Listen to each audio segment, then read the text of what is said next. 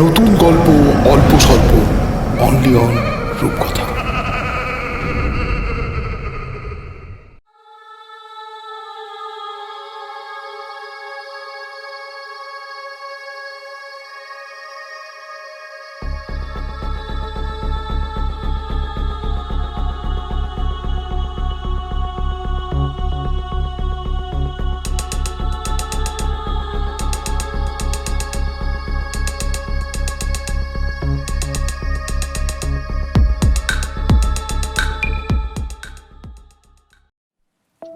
গল্পের সমস্ত চরিত্র ও ঘটনাবলী সম্পূর্ণ কাল্পনিক।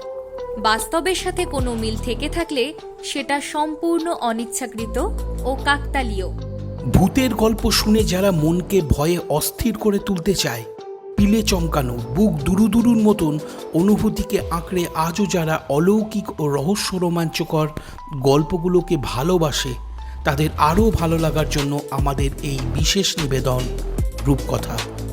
এই প্রচেষ্টাকে সার্থক করে তুলতে আপনাদের কাছে অনুরোধ, রূপকথা চ্যানেলটিকে সাবস্ক্রাইব করুন আর সবার আগে নোটিফিকেশান পাওয়ার জন্য পাশে থাকা বেল আইকনটি প্রেস করে অল করে রাখুন।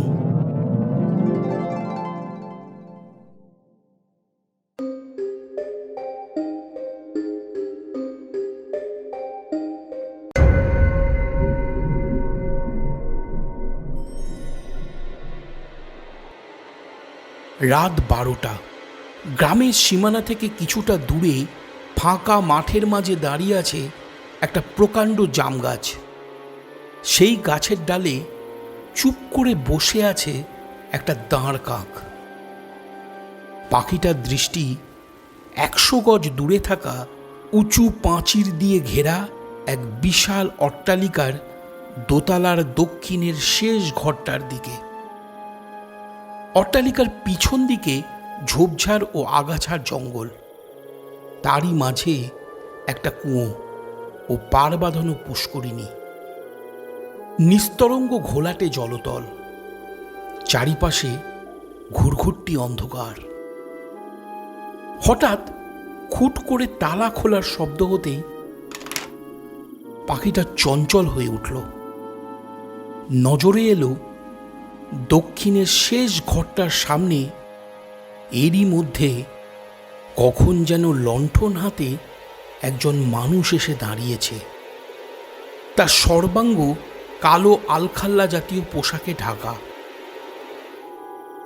মানুষের মতন আকার হলেও সেই মুহূর্তে বোঝা গেল না সে চোর, ডাকাত কিংবা কোনো হত্যাকারী। মূর্তিয়মান মানুষটি ঘরের বন্ধ দরজা হাট করে খুলে দিল। তারপর ভেতরে আলো অন্ধকারময় স্থানের দিকে চেয়ে হাত নেড়ে কর্কশ কণ্ঠে কাউকে নিজের দিকে ডাকতে লাগলো।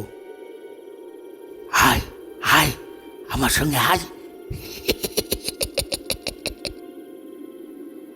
বার কয়েক ডাকার পর সেই মূর্তি লণ্ঠন হাতে দোতলা সিঁড়ি ভেঙে ছাদের দিকে এগোতে লাগলো।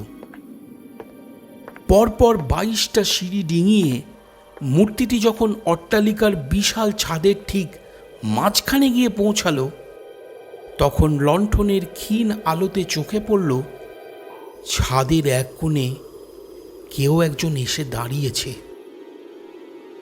মূর্তিটি সেই দিকে চেয়ে বলল, তুই যা নিয়ে এসেছিস তা আমাকে দে দে দে দে বলছি।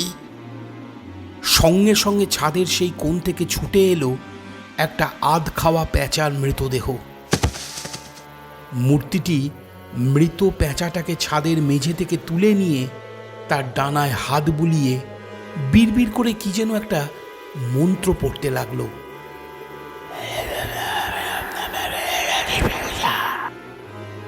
সঙ্গে সঙ্গে হঠাৎ যেন কোথা থেকে একবারের জন্য তীব্র বেগে হাওয়া বয়ে এসে মাঠের মাঝে থাকা জাম গাছটার ডালপালাগুলোকে কাঁপিয়ে দিল। দাঁড় কাকটা চিৎকার করে ডেকে উঠে উড়ে গেল। দেখে মনে হলো পাখিটা ঝড়ের পূর্বাভাস পেয়ে নয়, বরং উচ্চারিত মন্ত্রের তাড়া খেয়ে দ্রুত উড়ে পালিয়ে গেল। অপরদিকে তখন হাওয়ার দমক বেড়ে রীতিমতন ঝড়ের রূপ নিয়েছে। পুষ্করিণীর নিস্তরঙ্গ ঘোলাটে জলের তলা থেকে বড় একটা মাছ উঠে এসে জলে কম্পন সৃষ্টি করে জানান দিচ্ছে কোনো অঘটন ঘটতে চলেছে। এমন সময় মাঠের কোণ ঘেঁষে একদল শিয়াল ডাকল। মূর্তিটি মন্ত্র পড়া শেষ করে নিজের তীক্ষ্ণধার নখ দিয়ে মৃত প্যাঁচার ডানা হতে 5টা পালক ছিঁড়ে নিলেন। তক্ষুনি তার পায়ের খুব কাছে ছুঁড়ে দেওয়া মাটির ঢেলার মতন সোজা সবেগে ঝাঁপ দিয়ে পড়ল সেই দাঁড় কাকের দেহটা। কয়েকবার ডানা ঝাপটিয়ে পাখিটা মারা গেল। মূর্তিয়মান মানুষটি এবারে ছাদের মেঝে থেকে দাঁড় কাকের দেহটাকে তুলে একইভাবে তার ডানা থেকেও 5টা পালক ছিঁড়ে নিলেন। অপরদিকে তখন হাওয়ার দমকে ছাদের দরজার পাল্লা অবিরত বন্ধ হতে ও খুলতে লেগেছে। মূর্তিয়মান মানুষটি সেই দিকে চেয়ে একবার নিজের মনে হেসে ওঠে। একটা করে প্যাঁচার পালকের সাথে একটা করে কাকের পালক একত্রিত করে মেয়েদের মাথার লম্বা চুলের দ্বারা বাঁধতে লাগলো। আবারও বাতাসে ছড়িয়ে পড়ল ফিসফিস করে মন্ত্র উচ্চারণের ধ্বনি।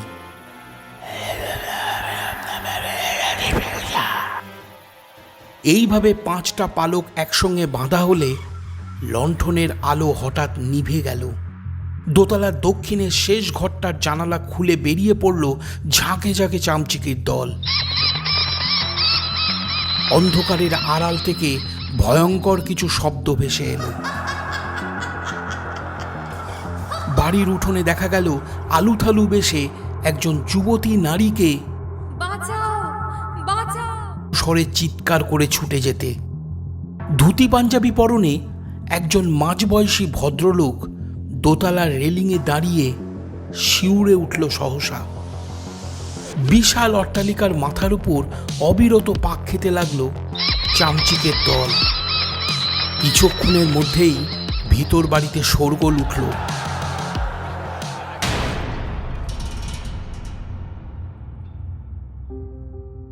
নমস্কার, আমি অঙ্কুশ। আমার লেখা কালিকাচরণ তান্ত্রিকের 32টা এপিসোডের গল্প আপনারা এর আগেই রূপকথায় শুনেছেন। যারা এই পরিবারে নতুন তারা এই সিরিজের প্রতিটা গল্প একত্রভাবে শুনতে চাইলে ডেসক্রিপশন বক্সে দেওয়া লিঙ্কে ক্লিক করুন আর হারিয়ে যান অলৌকিক গল্পের জগতে। আজ আপনার জন্য অঙ্কুশ মৈত্রের লেখা কালিকাচরণ তান্ত্রিকের নতুন পর্বের গল্প 22 দুয়ারি রাজবাড়িতে বিপদ। প্রধান চরিত্রে শুভশ্রী, পূর্ণেন্দু ও অঙ্কুশ। এই গল্পের সকল অলৌকিক বর্ণনা শুধুমাত্র গল্প বানানোর উপাদান মাত্র। আশা করব আপনারা কুসংস্কার মুক্ত হয়ে শুধু গল্প শোনার আনন্দে আমার এই লেখাটাকে গ্রহণ করবেন। শুনছেন কালিকাচরণ তান্ত্রিকের গল্প 22 দুয়ারি রাজবাড়িতে বিপদ।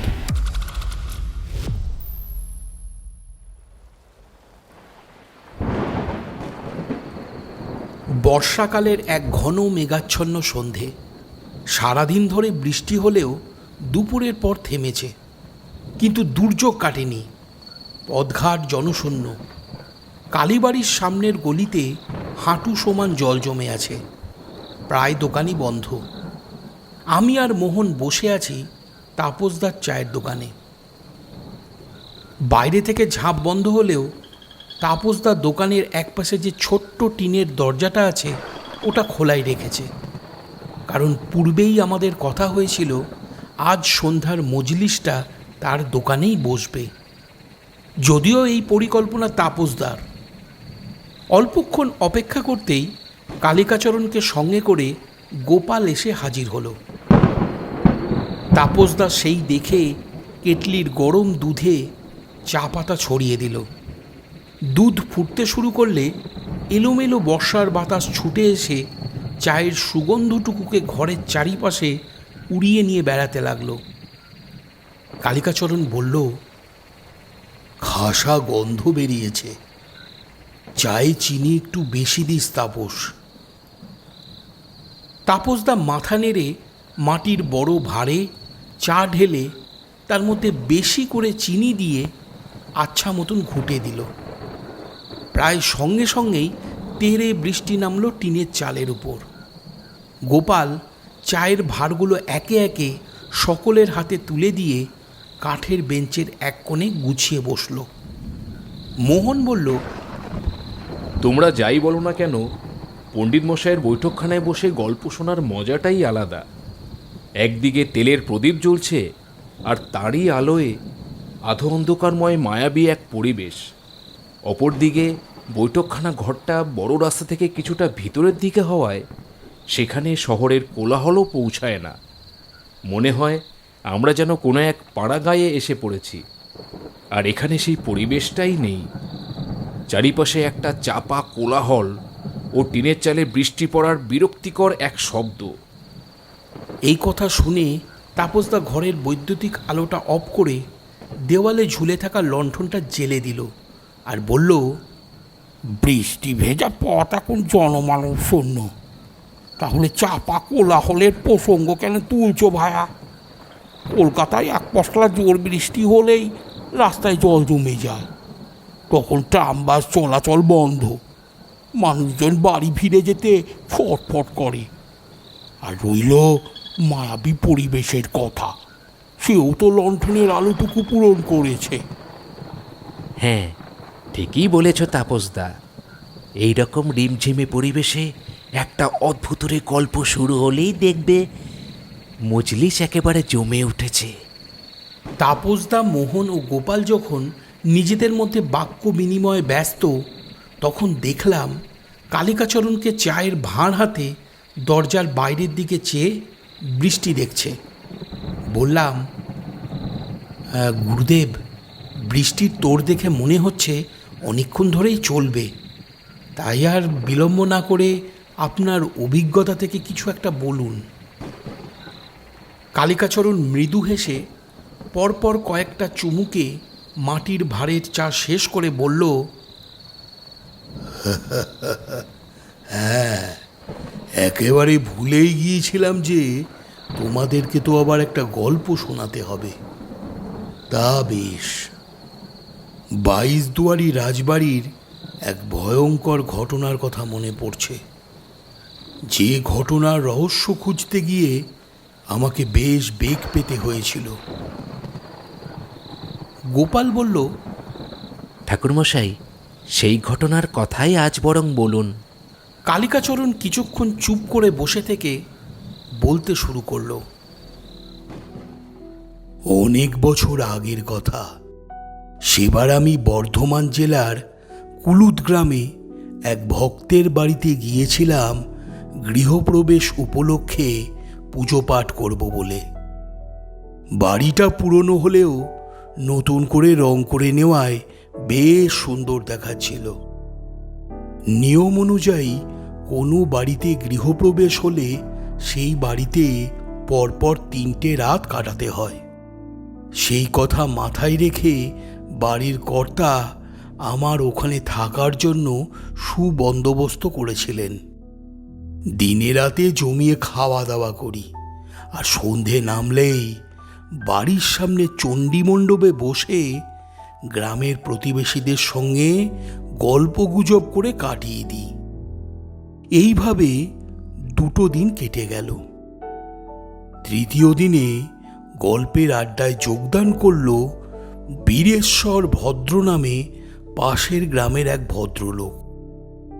বয়স 60 ঊর্ধ্ব তো হবেই। উনি কর্মসূত্রে কুলুদ গ্রামে এসে আটকে পড়েন। রাতটুকু কাটানোর জন্য আশ্রয় নেন ওই গ্রামেই থাকা এক বন্ধুর বাড়িতে। সেই সূত্র ধরেই বীরেশ্বর বাবুর আগমন। গল্পের আড্ডায় একথা সে কথার মাঝে উঠে আসে বীরেশ্বর বাবুর পরিবারে ঘটে চলা এক ভয়ঙ্কর ও অদ্ভুত ঘটনার কথা। অদ্ভুত বলছি এই কারণে যে ঘটনার কারণ সম্পর্কে কেউ তখন সঠিকভাবে কিছুই বলতে পারছিল না। ঘটনাটা হলো এমন, বীরেশ্বর বাবুর 3 ছেলে। বড় ছেলের নাম যাদব, মেজোটার নাম মাধব, আর ছোট ছেলের নাম কেশব। বড় ছেলের বিয়ে পূর্বেই হয়েছে। মেজ ছেলে বিয়ে করতে ইচ্ছুক নয় বলে পিতা ছোট ছেলে মানে কেশবের বিবাহ দিয়েছেন গত 2 বছর আগে। আশ্চর্য বিষয় হলো, বিয়ের 1 মাস পর থেকেই কোনো অজানা কারণে ছোট ছেলে ও তার স্ত্রী দুজনেই একসাথে পাগল হয়ে গেছে। পাগলামির লক্ষণ দেখে বোঝা যায় তারা আদতে কি মানসিক রোগী না অন্য কিছু। টুকরো টুকরো কিছু ঘটনার কথা উল্লেখ করে বীরেশ্বর বাবু আমাদেরকে সেই কথা বুঝিয়েছিলেন। আমি আজ সেই কথাগুলোই তোমাদেরকে বলছি, শোনো তবে। কেশবের স্ত্রীর নাম মধুশ্রী। সে দিনের বেলায় বাড়ির সকলের সঙ্গে সুস্থ স্বাভাবিক আচরণ করলেও সন্ধ্যের পর থেকে তার কথাবার্তা ও হাবভাবের মধ্যে বিশেষ এক প্রকারের পরিবর্তন আসে। কথায় কথায় সে উত্তেজিত হয়ে পড়ে। কেউ কিছু বলতে গেলে ঘরের দোর বন্ধ করে নেয়। গভীর রাতে বাড়ির সকলে যখন ঘুমিয়ে পড়ে তখন সে নিজের পরনের শাড়িতে আগুন ধরিয়ে কিংবা কখনো রান্নাঘরের বটিতে নিজের হাত পা কেটে আলু থালু বেশে বাঁচাও বাঁচাও বলে চিৎকার করে বাড়িময় ছুটে বেড়ায়। কারণ জানতে চাইলে নিজের স্বামীকেই দোষারোপ করেন। অপরদিকে কেশবকে এই বিষয়ে কিছু জিজ্ঞাসা করলে সেও মুখ খোলে না, বরং অদ্ভুত সব আচরণ করে। তখন দুজনকে দেখে মনে হয় স্বামী ও স্ত্রী উভয়ে বুঝি একসঙ্গে পাগল হয়ে গেছে। আবার ভোর হলেই দুজনার কাছে সবকিছু স্বাভাবিক হয়ে যায়। এই অদ্ভুত ঘটনার কিনারা করতে বীরেশ্বর বাবু প্রথমে কলকাতার বড় বড় ডাক্তারদেরকে দেখান, কিন্তু তাতে কোনো লাভ হয় না। ডাক্তারদের কথা অনুযায়ী উভয়ই সুস্থ ও স্বাভাবিক। এইভাবে মাস 6 কাটার পর উপস্থিত হয় দুর্গা উৎসব। বীরেশ্বর বাবু ছোট থেকেই ভালো মূর্তি গড়তে পারতেন। সেই কারণে উনি প্রতি বছর দুর্গা মূর্তি নিজেই তৈরি করে পুরোহিত ডেকে বেশ জাঁকজমকভাবেই দেবীর পূজা সম্পন্ন করতেন। কিন্তু বর্তমানে বয়সের ভারে সেই সব কাজ আর একা হয়ে ওঠে না। তাই গত 4 বছর ধরে পালবাড়ির লোকেরা সেই কাজের দায়িত্বভার গ্রহণ করেছে। বীরেশ্বরবাবুর ধারণা, দুর্গানেত্র অঙ্কন করা অতি বিখ্যাত এক শিল্পকলা। বিশেষত দেবীনেত্র এমন হওয়া উচিত কোনো প্রাঙ্গণের যেখানে যেই অবস্থান করুক না কেন সকলেই বলবে দেবী যেন তার দিকেই চেয়ে আছে। এই একটা কারণে দেবীনেত্র অঙ্কনের কাজটা কিন্তু উনি তখনও নিজে হাতেই করতেন। গত বছর দুর্গাপুজোর সময়ে ভদ্র পরিবারে ঘটল এক আশ্চর্য ঘটনা। প্রতিবারের ন্যায় বীরেশ্বরবাবু সেই বছরেও দেবী মূর্তির নেত্র অঙ্কন করে সাদা কাপড়ের টুকরো দিয়ে মুখ ঢেকে দিয়েছেন। বিধি অনুযায়ী সেই আবরণ পুজোর সময় পুরোহিত মশাই নিজে হাতে উন্মুক্ত করবেন।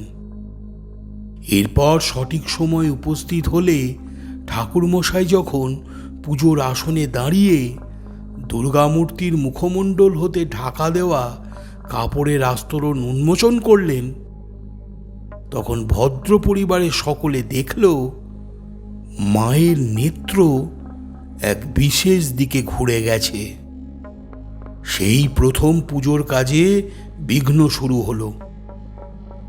সপ্তমীর দিন ভোরে বীরেশ্বরবাবু সংবাদ পেলেন তাদের পৈতৃক তেলকলের মিলে আগুন লেগেছে। এরপর পুরোহিত মশাইয়ের অকাল মৃত্যু, পুজোর ঘটে জল শূন্য হয়ে যাওয়া ইত্যাদি নানাবিধ কার্যকলাপে সেই বছরের জন্য ভদ্র পরিবারের দুর্গাপুজো বন্ধ হয়ে গেল। কেশব কোনো এক অজানা রোগে আক্রান্ত হয়ে মৃত্যু মুখে পতিত হল। বাড়ির ছোট বউ মধুশ্রীর সঠিক চিকিৎসা ও যত্ন আরতি করতে তার দাদা এসে বাপের বাড়িতে ফিরিয়ে নিয়ে গেলেন। এক সপ্তাহ পর সংবাদ এলো মধুশ্রী অনেকটাই সুস্থ হয়ে উঠেছে, আর সে জানিয়েছে কেশববাবুর সঙ্গে আর সে সংসার করবে না। বীরেশ্বরবাবু ছোট বৌমাকে বাড়িতে ফিরিয়ে আনতে নানানভাবে চেষ্টা করেছেন, কিন্তু আদতে কোনো ফল হয়নি। বীরেশ্বরবাবুর মুখে এতটা কথা শুনে আমি সেদিন বেশ বুঝতে পেরেছিলাম ভদ্র পরিবারে কোনো একটা গণ্ডগোল নিশ্চয়ই হয়েছে, যার প্রতিফলন আগামী দিনে বড় কোনো বিপদ রূপে দেখা দিতে পারে। অবিলম্বে এর একটা প্রতিকার করা উচিত। এই কথা ভেবে আমি বললাম, বাড়ির দুর্গাপুজো বন্ধ হয়েছে বলে দেবীর উপর থেকে বিশ্বাস হারাবেন না। বিপদে পড়লে উনি কিন্তু সকল ভয় হতে মানুষকে মুক্ত করতে পারেন। আমার কথা শুনে বীরেশ্বর বাবু কিছুটা ভরসা পেলেন। নমস্কার করে এগিয়ে এলেন আমার খুব কাছে। তারপর আমার দুই হাত ধরে কিছু একটা বলতে যাচ্ছিলেন। ঠিক সেই মুহূর্তে আমার সর্বাঙ্গ কাঁপিয়ে একবার বিদ্যুৎ তরঙ্গের ঢেউ খেলে গেল। আমি নিজের হাত এক ঝটকায় সরিয়ে নিলাম। বীরেশ্বরবাবু আমার মুখের দিকে অবাক হয়ে চেয়ে থেকে ক্ষীণ কণ্ঠে বললেন, ঠাকুরমশাই, আমি কি আপনার হাত স্পর্শ করে কোনো ভুল কাজ করেছি? আসলে আপনি আমার চেয়ে বয়সে অনেকটাই ছোট, তাই আবেগের বশে এমনটা হয়েছে। অজান্তে কোনো ভুল হয়ে থাকলে আমাকে ক্ষমা করবেন। নিজেকে সামলে নিতেই আমি স্পষ্ট বুঝতে পারলাম মানুষটার হাতে কোনো মন্তপ্রুত অপবিত্র বস্তু ছিল, যে কারণে এমনটা ঘটেছে। কিন্তু সেটা কি? বললাম, কিছু মনে করবেন না, আমি একবার আপনার হাতটা দেখতে চাই। বীরেশ্বরবাবু ইতস্তত করে লণ্ঠনের আলোর সামনে নিজের দুই হাত তুলে ধরলেন। দেখলাম ডান হাতের 5 আঙুলের মধ্যে তর্জনী ও অনামিকাতে দুটো করে কালো চুল জড়িয়ে আছে। ভালো করে পর্যবেক্ষণ করতেই একটা ধারণা স্পষ্ট হলো যে ওটা কোনো মানুষের মাথার চুল নয়, বরং কোনো এক জন্তুর শরীরের লোম হবে, যার অলৌকিক ক্ষমতা তন্ত্রশাস্ত্রে বিশেষভাবে প্রভাব বিস্তার করে। হাতের আঙুলে চুল জড়িয়ে আছে দেখে বীরেশ্বর বাবু তা ঝেড়ে ফেলতে গেলেন। ঠিক তখনই আমি আরও একটা জিনিস লক্ষ্য করলাম।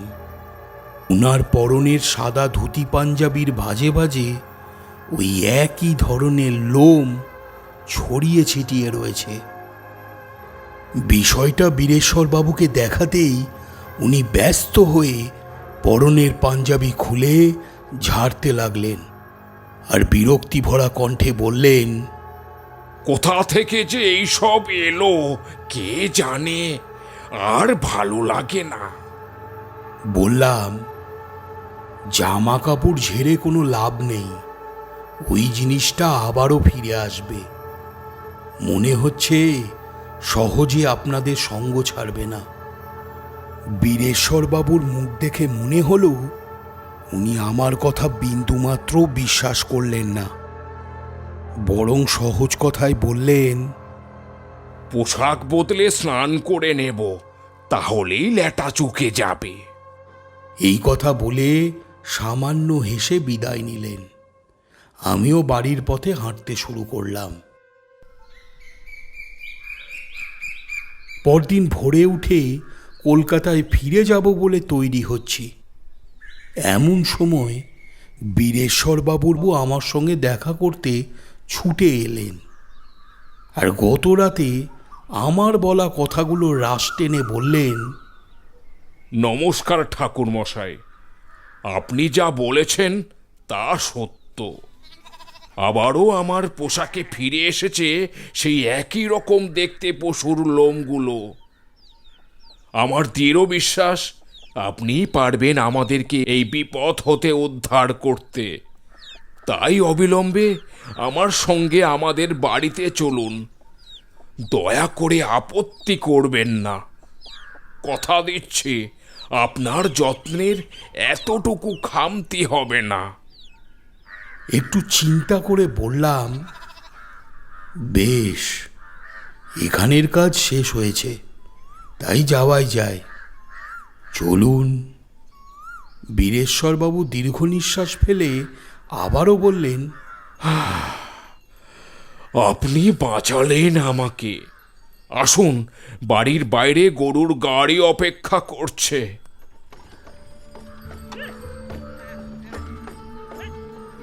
হলুদ গ্রাম থেকে মাইল 5 দূরেই কুসুম গ্রাম। দুপুর 12টা নাগাদ সেখানে গিয়ে পৌঁছাতেই প্রথম চোখে পড়ল অনেকটা জায়গার উপর এক বিশাল ফাঁকা মাঠ। মাঠের মাঝে একটা প্রকাণ্ড জাম গাছ, একদিকে রেল লাইন চলে গেছে এঁকে বেঁকে। গরুর গাড়ি মাঠের মধ্যে দিয়ে এগিয়ে চলল রেলপথকে পাশে রেখে। অনেকটা যাওয়ার পর মাঠের অন্তিম সীমানায় পৌঁছালে দূর থেকেই নজরে পড়ল ছোট বড় অনেক ধরনের গাছপালার মাঝে দাঁড়িয়ে আছে পুরনো প্রকাণ্ড এক রাজবাড়ি। বাড়ির চারিপাশ উঁচু প্রাচীর দিয়ে ঘেরা। বাড়ির ফটকের সামনে গরুর গাড়িটা থামতেই বীরেশ্বরবাবু বললেন, ঠাকুর মশাই, এই হচ্ছে আমাদের 200 বছরের পুরানো 22 দুয়ারি রাজবাড়ি। বাড়ির ভিতরে মোট 22টা দরজা আছে, তাই এই বাড়ির নাম 22 দুয়ারি। ভিতরে আসুন। বাড়ির ভিতরে প্রবেশ করতেই দেখলাম শান বাঁধানো মস্ত উঠোনের মাঝে 8টা মোটা থামের উপর ভর করে দাঁড়িয়ে আছে নাট মন্দিরের ছাদ। উঠোনের অনেক জায়গায় মেঝে ভেঙে ইটমাটি বেরিয়ে পড়েছে। উঠোনের চারিপাশে উঁচু চওড়া বারান্দা, তারপর একতলা ও দোতলা ঘরের সারি শুরু হয়েছে। বেশিরভাগ ঘরেই তালা ঝুলে আছে। আমাদেরকে বাড়ির উঠোনে দাঁড়িয়ে থাকতে দেখে বীরেশ্বরবাবু বড় বৌমা তরঙ্গিনী ছুটে এলো। তারপর প্রণাম করে যত্নপূর্বক আমাকে ভেতরে নিয়ে গেল। বারান্দায় পা রাখতেই আমার মনের মধ্যে একটা অস্বস্তির ভাব জেগে উঠল। হঠাৎ নজর পড়ল আমার পরনের ধুতির দিকে। দেখি ধুতির ভাঁজে কয়েকটা কালো লোমের টুকরো কখন যেন উড়ে এসে পড়েছে। এদিকে বাড়িতে কোনো পোষা জীবজন্তুর চিহ্ন মাত্র ছিল না। তখনকার জন্য ধুতি ঝেড়ে নিয়ে বাড়ির চাকর দীনদয়ালের আনা ঠান্ডা জলে হাত পা ধুয়ে নিলাম। তারপর ঠিক করলাম আমার একবার দেখে নেওয়া উচিত রাজবাড়ির অতীত সৌন্দর্যের মাঝে কী ধরনের অশুভ শক্তি দীর্ঘদিন ধরে গোপনে প্রভাব বিস্তার করে চলেছে। তাই কাঁধের পুটুলি থেকে কালিহাকিকের মালা বার করে মনে মনে একবার বীজ মন্ত্র উচ্চারণ করলাম। হঠাৎ ঝনঝন শব্দ করে বাড়ির সকল কাঁচের জিনিসপত্র, যেমন জানালার কাঁচ, আয়না, জলের গ্লাস ইত্যাদি মাটিতে পড়ে ভেঙে গেল। দোতলার সিঁড়ি ভেঙে ছুটে এলো বীরেশ্বরবাবুর বড় ছেলে যাদব ও মেজ ছেলে মাধব। বীরেশ্বরবাবু কাঁপা কাঁপা গলায় বললেন, ঝড় নেই, বাতাস নেই, তাও কিভাবে বাড়ির সমস্ত কাঁচ ভেঙে গেল? কি আশ্চর্য ব্যাপার! সেই কথা শুনে যাদব বলল, বাবা, আপনি এই কাকে সঙ্গে করে নিয়ে এসেছেন? এই বাড়িতে তান্ত্রিকের কোনো স্থান নেই। বড় খোকা, তুমি চুপ করো। যা বোঝো না সেই বিষয়ে নিজের মতামত দিতে এসো না। মনে রেখো, আমি এখনো বেঁচে আছে। যাও এখান থেকে। বাপের তাড়া খেয়ে যাদব চলে গেল। ঠিক সেই মুহূর্তে বীরেশ্বর বাবুর মেজ ছেলে মাধব আমাকে এমন একটা কথা বলল, যা শুনে আমি বেশ চমকে উঠলাম।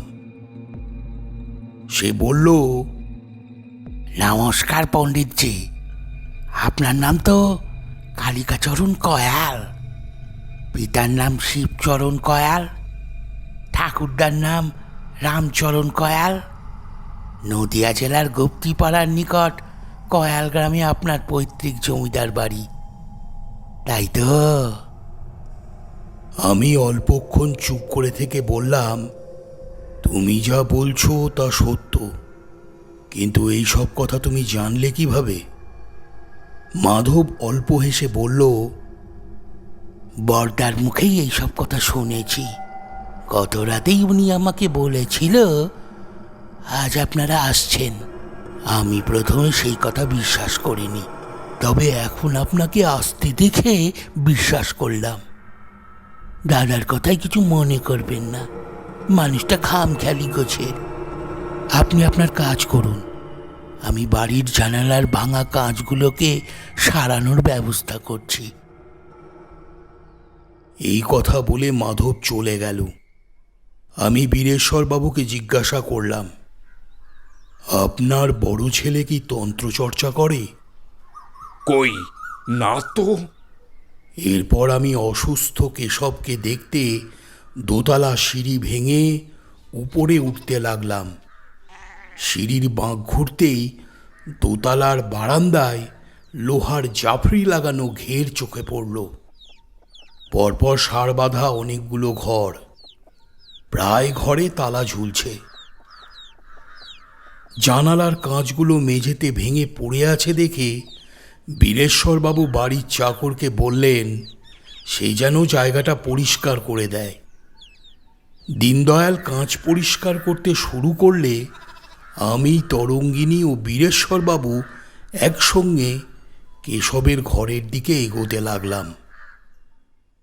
কিছুটা দূর এগিয়েছি, এমন সময় হঠাৎ সকলকে চমকে দিয়ে কুৎসিত কণ্ঠে দীনদয়াল বলে উঠল, আপনারা ছোট বাবুর ঘরে যাবেন না, কথা না শুনলে কাচের টুকরো বুকে বিধিয়ে দেব।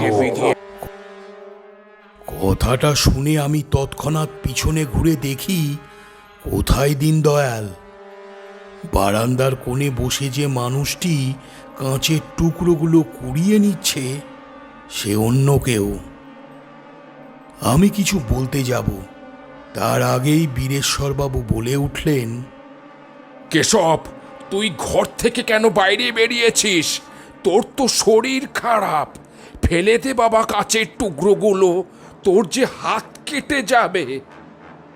আমি তখন চিনতে পারলাম ওই যুবকই হচ্ছে বাড়ির ছোট ছেলে। হঠাৎ কেশবের মাথাটা সামনের দিকে হেলে পড়ল। যন্ত্রচালিত পুতুলের মতন আচরণ করে সে বারান্দার মেঝে থেকে কুড়িয়ে নিল কাঁচের একটা বড় টুকরো। তারপর বিড়বিড় করে কি যেন একটা বলে সেই কাঁচের টুকরোটা নিজের উরুতে সজোরে বিদ্ধ করল। মুহূর্তের মধ্যে প্রচণ্ড চিৎকার করে তরঙ্গিনী মেঝেতে লুটিয়ে পড়ল। দেখি কেশব যে কাঁচের টুকরোটা নিজের উরুতে বিদ্ধ করেছিল তা এখন তরঙ্গিনীর উরুতে বিদ্ধ হয়ে আছে। ক্ষত স্থান হতে রক্ত গড়িয়ে পড়ছে। কেশব আর বারান্দায় নেই। সেই দেখে বীরেশ্বরবাবু ছুটে গেলেন পাশের একটা ঘরের ভিতরে। অল্পক্ষণ পরেই চিৎকার করে বললেন, ঠাকুর মশাই, এদিকে একবার আসুন, দেখে যান কেশব তো নিজের বিছানায় শুয়ে আছে। ব্যস্ত হয়ে সেই ঘরের দিকে যাব, এমন সময় বাড়ির চাকর দীনদয়ালকে দেখলাম ছাদের সিঁড়ি ভেঙে নিচের দিকে নেমে আসছে। বললাম, আপনি কোথায় গিয়েছিলেন? চিলেকোঠা ঘরে ভাঙা কাঁচ পরিষ্কার করতে। আমি আর কথা না বাড়িয়ে ছুটে গেলাম কেশবের ঘরের দিকে। ঘরে পা রাখতেই দেখি কিছুক্ষণ আগে আমি যে ছেলেটাকে বারান্দায় দেখেছি সেই ছেলেই এখন বিছানায় শয্যারত। তার চেহারা শীর্ণকায়, দুই চোখ কোটরাগত, শরীরের চামড়া আলগা হয়ে ঈষৎ ঝুলে পড়েছে। একবার দেখলেই বোঝা যায় সে হাঁটার ক্ষমতা পূর্বেই হারিয়েছে। আমি আর বিলম্ব না করে ঘর থেকে বেরিয়ে এসে তরঙ্গিনীর চিকিৎসার জন্য প্রথমে ডাক্তারকে ডাকতে বললাম। ডাক্তারবাবু তরঙ্গিনীর উরু থেকে কাঁচের টুকরোটা বার করে নিতেই দেখলাম কাঁচের গায়ে লেখা আছে ওং ক্রিং খং তরঙ্গিনীং ঠং ঠ। লেখা দেখে বুঝলাম ওটা এক প্রকারের মারণ মন্ত্র। শত্রুর বিনাশ ঘটাতে ওই মন্ত্রের প্রয়োগ হয়ে থাকে। বীরেশ্বরবাবু সেদিন আমাকে নানান প্রশ্ন করেছিলেন, কিন্তু আমি তার প্রশ্নের কোনো জবাব দিইনি, কারণ সঠিকভাবে আমিও তখন কিছুই বুঝে উঠতে পারছিলাম না।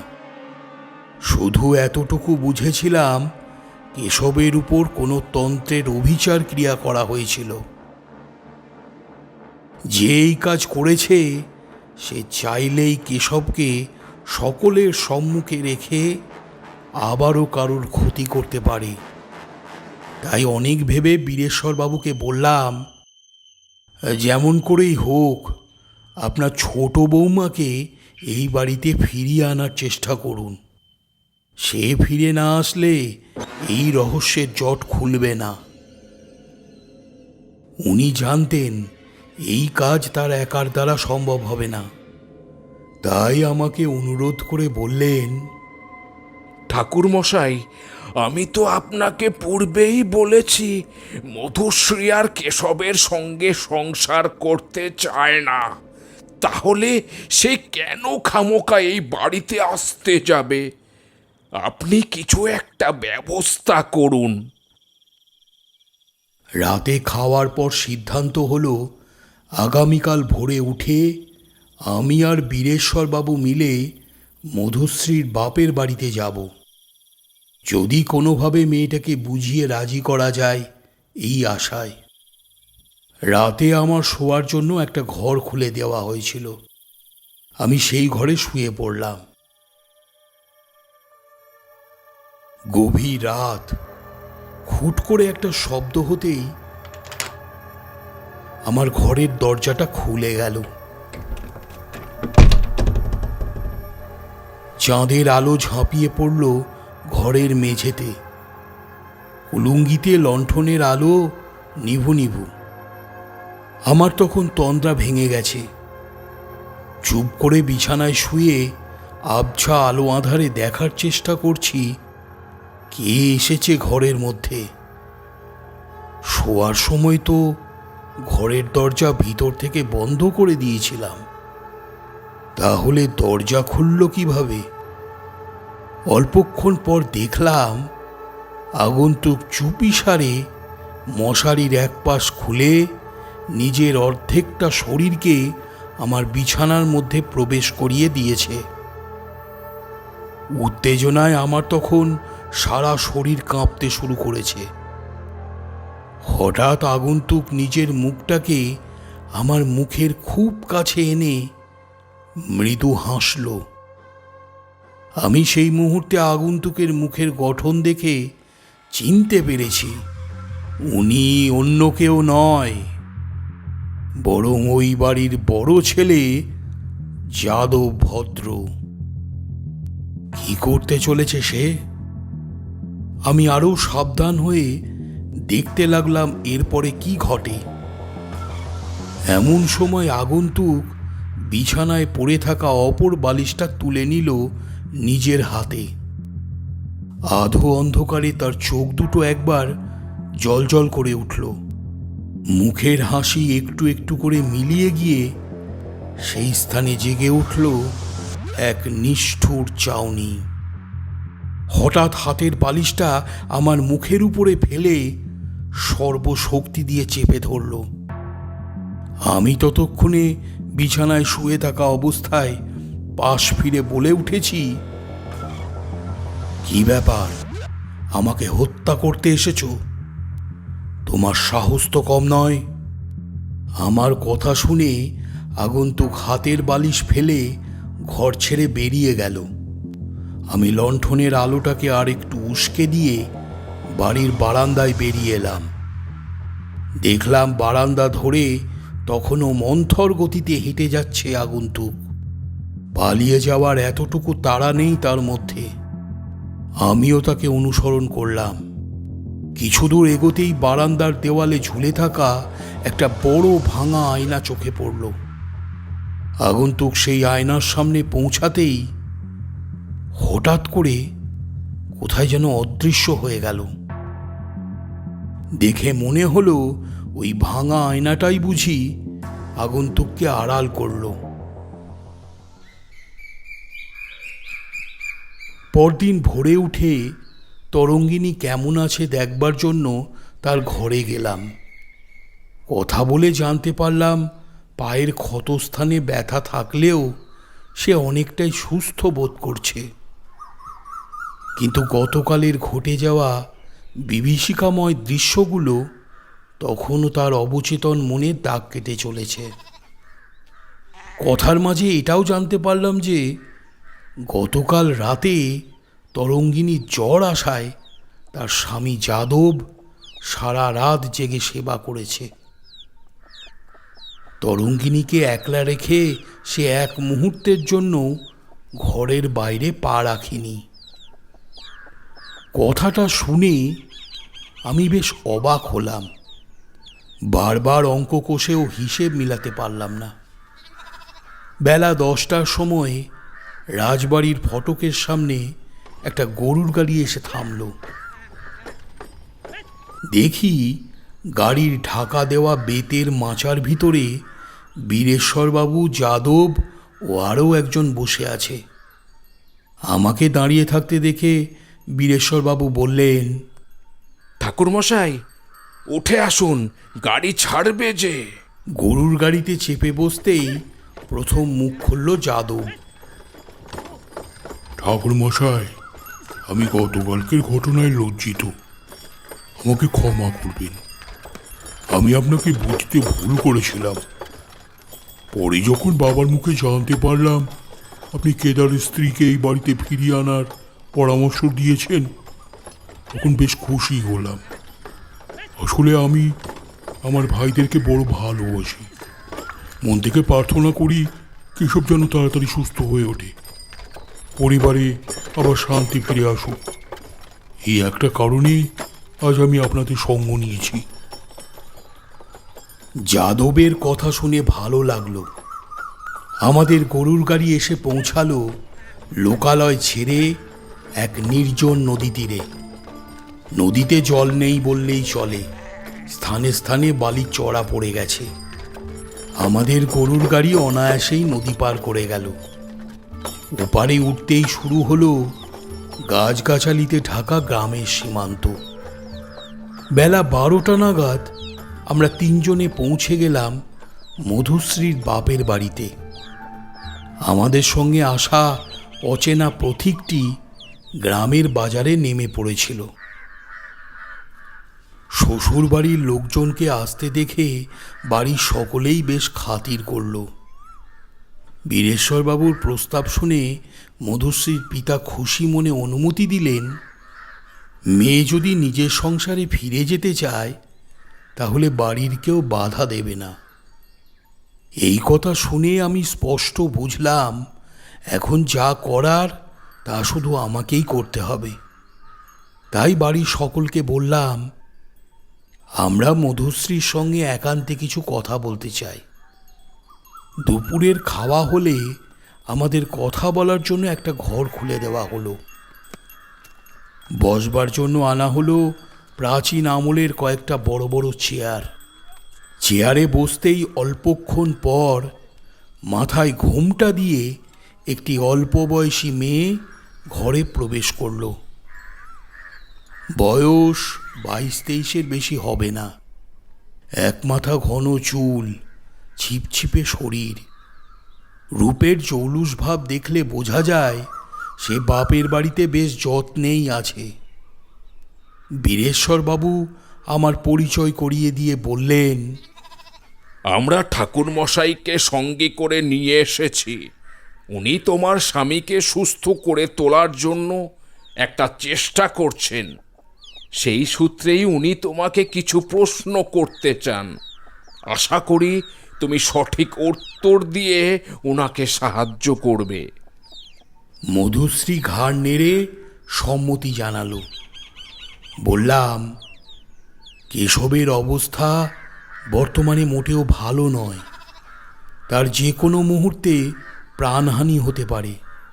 এখন তুমিই পারো তোমার স্বামীকে বাঁচাতে। কি করতে হবে আমাকে? আমি কিন্তু আর ওই বাড়িতে ফিরে যাব না, এই বলে দিলাম। মধুশ্রীর চোখে মুখে এক ভয়ঙ্কর বিভীষিকাময় ছাপ ফুটে উঠল। বুঝলাম ফিরে যাওয়া নিয়ে এখনই কিছু বলা যাবে না। তাই অন্য প্রশ্ন করলাম, আচ্ছা মা, তুমি একবার ভেবে বলো তো দেখি, কি এমন ঘটল যে কারণে তোমার মনে হলো কেশবের সঙ্গে আর সংসার করা যাবে না? সে কি তোমাকে মারধর করতো, ভয় দেখাতো? মধুশ্রী কিছুক্ষণ চুপ করে বসে থেকে বলতে শুরু করলো, আপনারা যেমনটা ভাবছেন তা সঠিক নয়। আদতে মানুষটা বড়ই ভালো, আমাকে যথেষ্ট ভালোবাসতেন ও স্ত্রীর সম্মানটুকুও দিতেন। এই কথা শুনে যাদববাবু বলল, তাহলে আজ এই বিপদের দিনে কেন তুমি আমার ভাইয়ের পাশে না থেকে এখানে পড়ে আছো? আপনারা আমার পুরো কথা না শুনে দয়া করে কেউ কোনো মন্তব্য করবেন না। আমাদের সম্পর্কের পবিত্রতা নষ্ট হয়ে গিয়েছিল অনেকদিন আগেই। বাড়ির কেউ সে কথা জানে না। বিয়ের পর আমরা 2 মাস ভালোই ছিলাম, কিন্তু তারপর থেকেই একটা ঘটনা ঘটতে শুরু করে। স্বামীর আচরণে এক পরিবর্তন আসে। গভীর রাতে বাড়ির সকলে যখন ঘুমিয়ে পড়ে, তখন উনি একটা হাড়ের টুকরো নিয়ে চিলেকোঠায় বসে কী সব যেন করেন। প্রথমে এই ব্যাপারে কিছু জিজ্ঞাসা করলে উনি বলতেন পড়াশোনা করেন। আমিও সেই কথা বিশ্বাস করিনি, কিন্তু 10 দিনের মধ্যেই আমার সেই ভুল ভেঙে যায় যখন দেখি আমার পোষা টিয়া, পায়রা ও খরগোশগুলো একে একে হারিয়ে যেতে শুরু করে।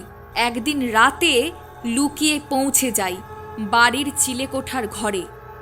জানালার ফাঁকে চোখ রেখে দেখি উনি নগ্ন হয়ে সেই হাড়ের টুকরোটাকে হাতের মুঠোয় শক্ত করে ধরে রেখে কাউকে আয় আয় বলে ডাকছেন।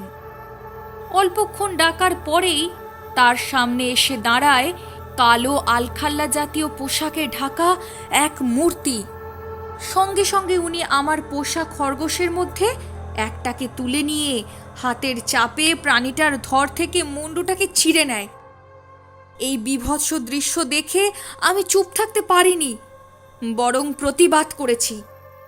আমি চিন্তা করি, প্রতিবাদ না করলেই বুঝি ভালো হতো, অন্তত আমি পাগল হতাম না। কেশব এইসব কাজ করেছে, বড়ই আশ্চর্য ব্যাপার। যে ছেলেটা গরু ছাগল দেখলে ভয়ে পালিয়ে যেত, সে কিনা প্রাণী হত্যা করছে। মা, তুমি আমাকে এই কথা আগে বলনি কেন? বলতে চেয়েছিলাম, কিন্তু পারিনি, কারণ উনি যখন জানতে পারেন আমি সবটা জেনে গেছি, তখন উনি জোর করে আমার মাথার চুল কেটে নিতেন আর সেই হাড়ের টুকরোটাতে আমার মাথার চুল জড়িয়ে রাখতেন। হাড়ের উপরে আমার মাথার চুল পড়তেই অদ্ভুতভাবে হাড়ের টুকরোয় নতুন করে মাংস ও লোম গজাতে থাকতো। আমার মাথা ছিঁড়ে যেত অসহ্য যন্ত্রণায়। কখনো মনে হতো গায়ে আগুন দিয়ে পুড়ে মরি, আবার কখনো মনে হতো ধারালো কোনো অস্ত্র দিয়ে শরীরের অঙ্গগুলোকে কেটে ফেলি। দিনের আলো ফুটলে আমি নিজেকে চিনতে পারতাম না। আমি কে, কেন এখানে আছি, ইত্যাদি ইত্যাদি। এক কথায় বলতে গেলে স্মৃতিশক্তিটুকুকে হারিয়ে ফেলতাম। ওই বাড়ি থেকে চলে না আসলে আজ হয়তো আমি বেঁচেই থাকতাম না। এতটা বলে মধুশ্রী থামল। আমি বললাম, সবটাই বুঝলাম, এবারে বলো তো দেখি ওই হাড়ের টুকরোটা কেমন দেখতে ছিল।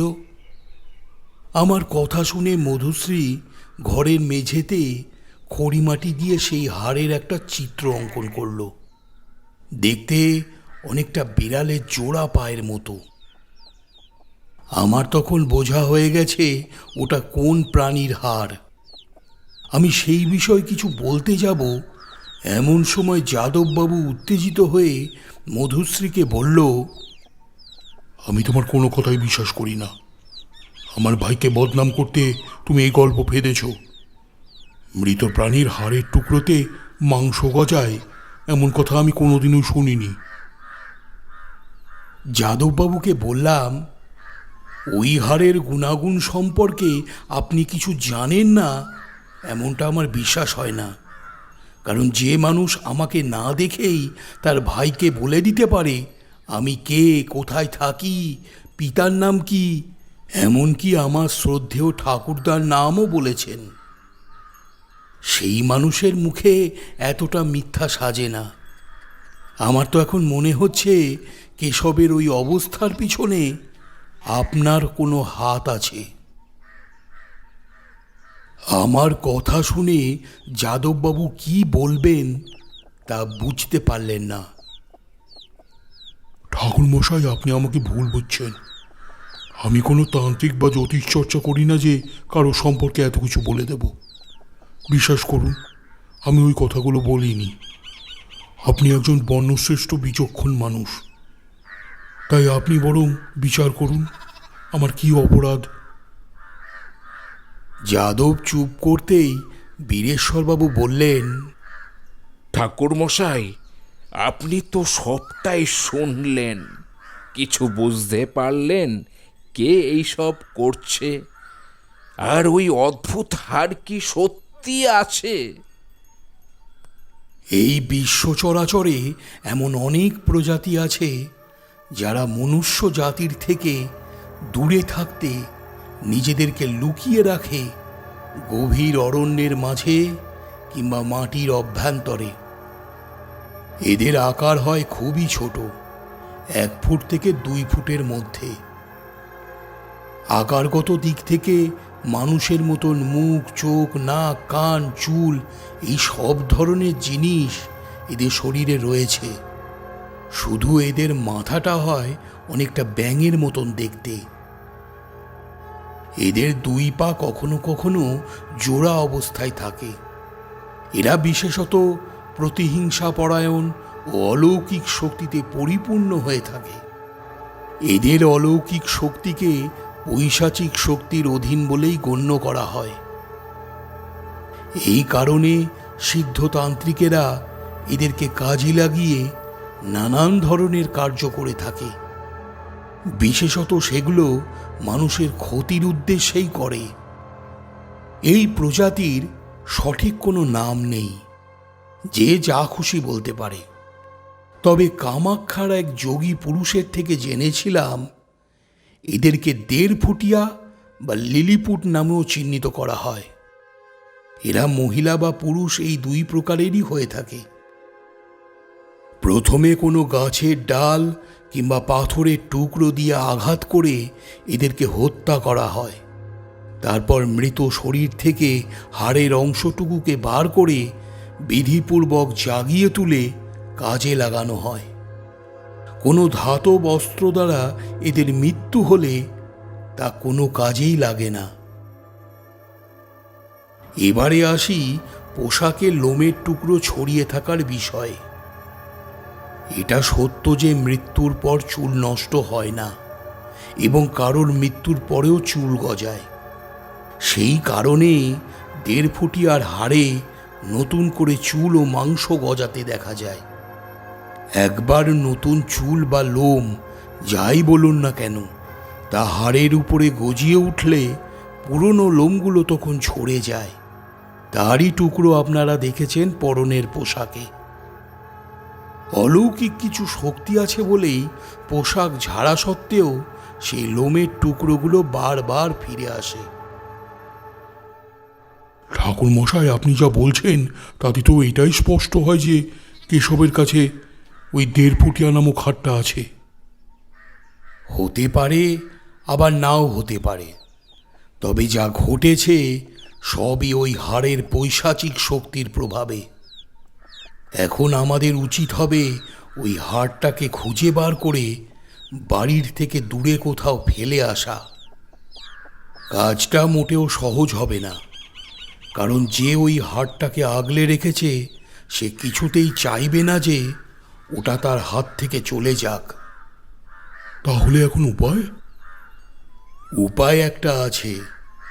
যদি বীরেশ্বরবাবু অনুমতি দেন তাহলে আমি ওই বাড়িতে এক বিশেষ প্রকারের তন্ত্রাচার করব, যার ফলে ওই হাড় যেখানেই লুকানো থাকুক না কেন তা আমার হাতে চলে আসবে।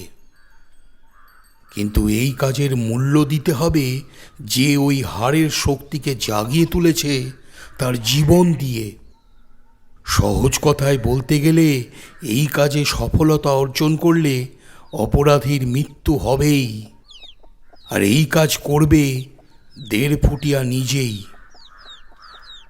এবারে ভেবে বলুন আপনারা কি করতে চান। যাদববাবু এক কথায় রাজি হলেও বীরেশ্বরবাবু চিন্তায় পড়ে গেলেন। মধুশ্রী বলল, আমার স্বামী যদি কোনো অপরাধ না করে থাকে তাহলে ওনার কোনো ক্ষতি হবে না তো বাবা? না, বরং সে নিজের কষ্ট হতে মুক্তি পাবে। মধুশ্রী আমাদের সঙ্গে যেতে রাজি হয়ে গেল। যাদব তার পিতা বীরেশ্বরবাবুকে বোঝালো যে কেশবকে সুস্থ করে তুলতে যা প্রয়োজন তা করতেই হবে, তা না হলে একদিন তরঙ্গিনীর অবস্থাও মধুশ্রীর মতন হবে। অনেক ভেবে অবশেষে বীরেশ্বরবাবু আমার কথায় রাজি হলেন। আমরা মধুশ্রীকে সঙ্গে করে সেই দিন বিকেলেই রাজবাড়িতে ফিরে এলাম। 2 দিন পর ছিল মহাল্লা অমাবস্যা। সেই দিনই তান্ত্রিক কার্য সম্পন্ন হবে সেই কথা মাথায় রেখে বীরেশ্বরবাবু ও তার 2 ছেলে যাদব ও মাধব মিলে পুজোর সমস্ত জোগাড় শুরু করল। অপরদিকে আমি বাড়ির দুর্গামূর্তি তান্ত্রিক বিধিতে নির্মাণ করাবো বলে প্রয়োজনীয় সামগ্রী জোগাড় করতে লাগলাম। যেমন প্রতিতালয় থেকে মাটি, শ্মশান হতে মরা পোড়ানোর বাঁশ, ধান ক্ষেত হতে বিচুলি, ভিন্ন ভিন্ন গ্রামের 7 কুয়োর জল ইত্যাদি। মূর্তি গড়ার সময় কেউ যাতে কোনোভাবে বাঁশে লোহার পেরেক বিদ্ধ করতে না পারে সেই দিকে লক্ষ্য রেখে নারকেলের দড়ির ব্যবস্থাও করলাম। মোহন বলল, পণ্ডিত মশাই, একটা প্রশ্ন ছিল। দুর্গা মূর্তি গড়তে পতিতালয়ের মাটি কেন ব্যবহার করা হয়? মানুষ যখন প্রতিতালয়ে প্রবেশ করে তখন সে নিজের ভালো গুণগুলোকে প্রতিতালয়ের উঠোনে ছেড়ে তবেই ঘরে প্রবেশ করে। একবার ঘরে প্রবেশ করলে তখন সে তো আর মানুষ থাকে না, তার উপরে কলির কালের প্রভাব পড়ে যায়। সে তখন মানুষ হতে এক হিংস্র দানবে পরিণত হয়।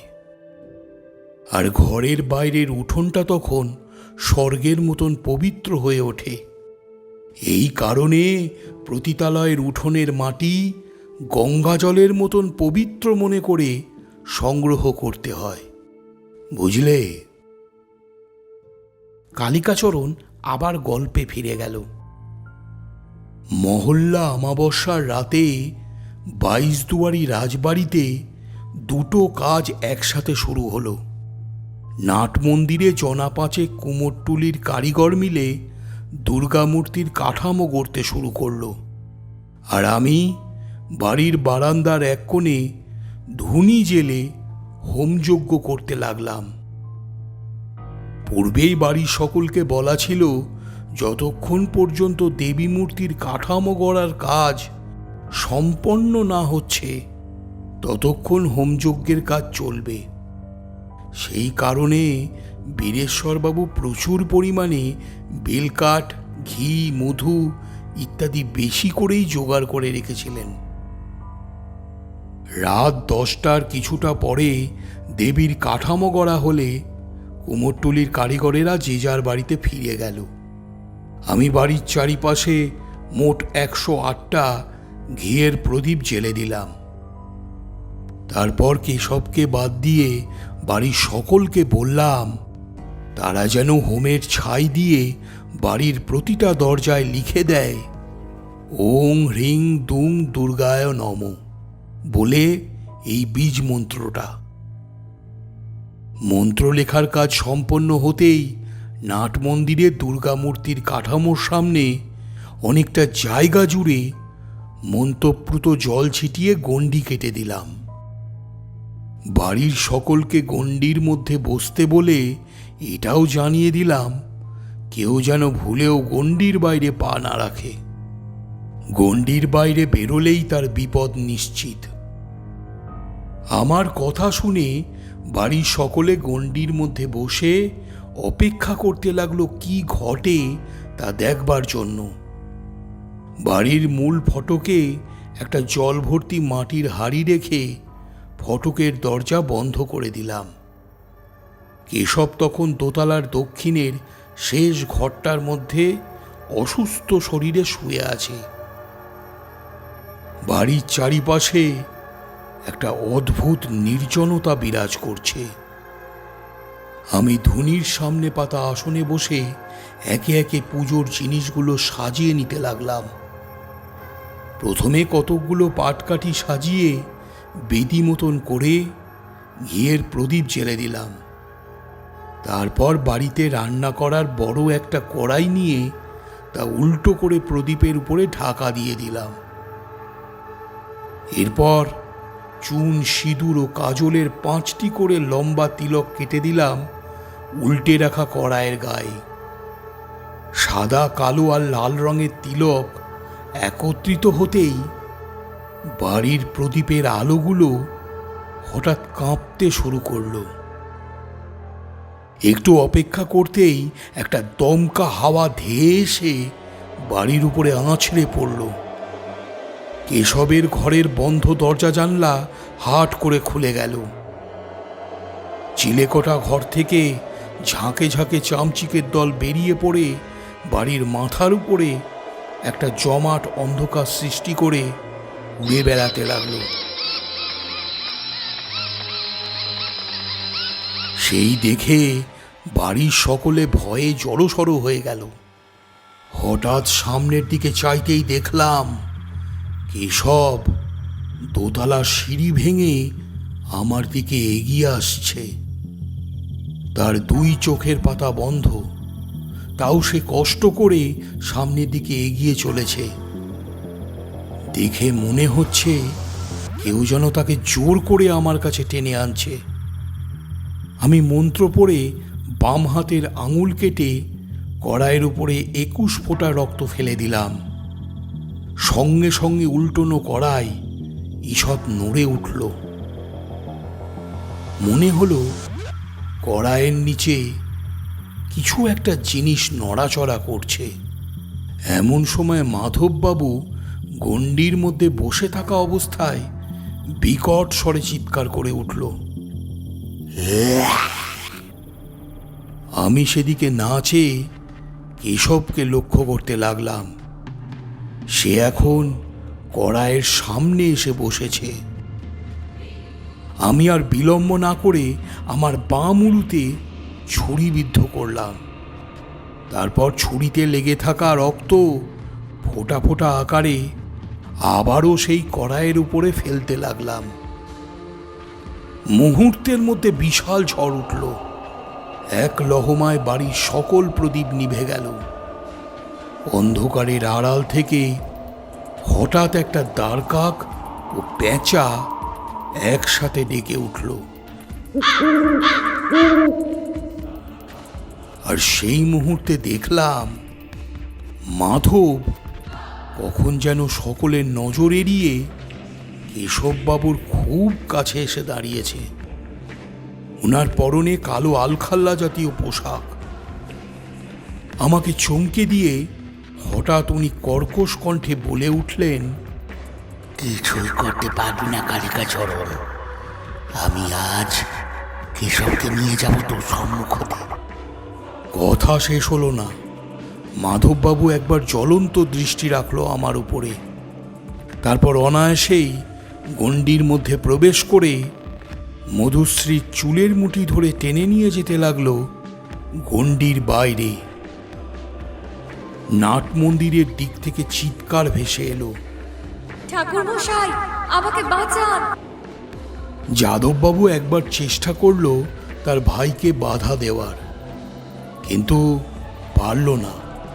কারণ পৈশাচিক শক্তির দ্বারা সিদ্ধ শয়তান তখন যাদববাবুকে কাগজের ঠোঙার মতো বাতাসে ছুঁড়ে দিয়েছে। বীরেশ্বরবাবু ও তরঙ্গিনী ভয়ে নিজের বাক শক্তি হারিয়ে ফেলেছেন। আমি আর বিলম্ব না করে কড়াই সরিয়ে নিলাম।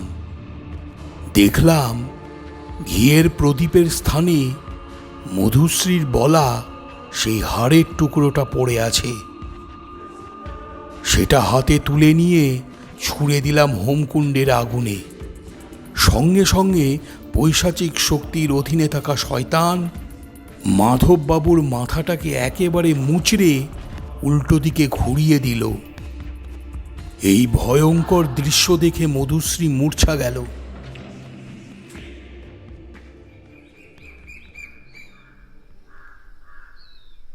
ভোরের আলো ফুটলে মাধববাবুর মৃত শরীরটাকে বাড়ির কোথাও আর খুঁজে পাওয়া গেল না। মধুশ্রীর যত্ন পেয়ে ধীরে ধীরে কেশববাবু সুস্থ হয়ে উঠতে লাগল। সেদিনকার ঘটনায় যাদববাবুও বেশ আহত হয়ে পড়েছিলেন, তাই তার চিকিৎসা চলল প্রায় 6 মাস ধরে। দেখতে দেখতে 2 বছর কেটে গেল। নাট মন্দিরে পড়ে থাকা সেই দুর্গামূর্তির কাঠামোর উপরে নতুন করে মাটির প্রলেপ পড়ল 3য় বছরে। বীরেশ্বরবাবু নিজে হাতে দেবী মূর্তির চক্ষু অঙ্কন করলেন। দুর্গাপুজো উপলক্ষে আমার ডাক পড়ল 22 দুয়ারি রাজবাড়িতে। এখনো মনে পড়ে যাদব ও কেশব এই 2 ভাই মিলে আমাকে নিতে এসেছিল। কেশব আমার কাছে জানতে চেয়েছিল মেজদা মানে মাধব কেন তার ছোট ভাইয়ের সঙ্গে এমনটা করেছিল। আমি সেদিন নীরব ছিলাম, কারণ আমি জানতাম সত্যটা শুনলে কেশব মনে মনে অনেক কষ্ট পাবে, তাই কিছুই বলিনি। কালিকাচরণ চুপ করতেই গোপাল আসল কারণটা জানতে চাইল। তাপসদা গল্পের সুরে তাল মিলিয়ে উত্তর করল, তোমরা কারণটা বুঝলে না? শোনো তবে, কেশবের বিয়ের সময় থেকেই মাধবের কুনজর পড়েছিল মধুশ্রীর উপরে। এত চেষ্টা করেও বেচারা নিজের কাজে সফল হতে পারল না। মোহন হেসে উঠল বেচারা বেচারা বলে। বেচারা বেচারা।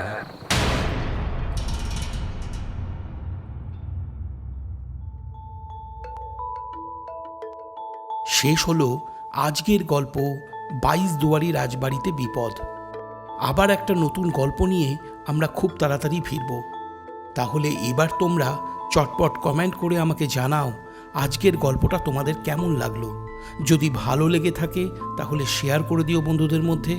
আর রূপকথার সমস্ত নতুন নতুন গল্প কবিতা শুনতে সাবস্ক্রাইব করে নাও এই ইউটিউব চ্যানেলকে। সবাই ভালো থাকো, সুস্থ থাকো আর রূপকথার সঙ্গে থেকো। শুভরাত্রি।